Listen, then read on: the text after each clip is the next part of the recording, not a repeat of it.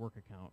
Chrysler had a similar thing that was in the news, more recently, and this was a little bit of an anti-Obama tweet with it.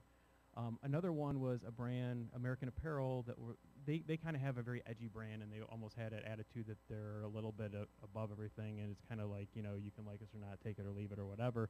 But it kind of goes to show within social, you can't be, that narrow and that, hey, we're above it, because you're going to be getting, they end up getting a lot of negative feedback from it. This was basically like trying to take advantage of, in terms of the Sandy superstorm, 20% off everything for the next 36 hours just in the states hit by the storm. And a lot of people thought that was very tasteless.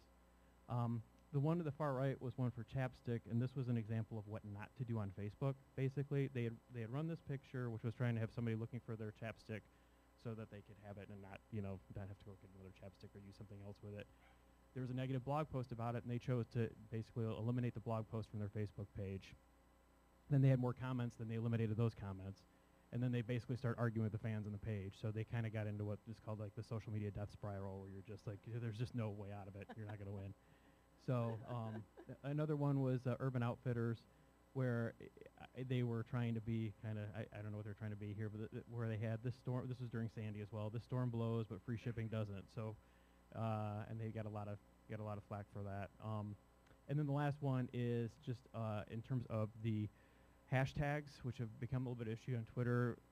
Brands a lot of times have good intentions with it, but they end up getting used. People are going to kind of tweet whatever they want on it. So McDonald's was trying to have a thing where people could tell their McDonald's stories, and this, for example, was that one time I walked into McDonald's and I could smell type 2 diabetes, so I threw up. They've had a big thread of people then making fun of the food and everything at McDonald's with it, so it's kind of backfired on them, which is a really dangerous thing with hashtags. So this would be the, kind of in conclusion, just some real quick, like from a social opportunity standpoint, looking to go forward. Some of the keys to success, the first one being understanding the best platforms for your brand. Facebook is the one that immediately jumps to mind.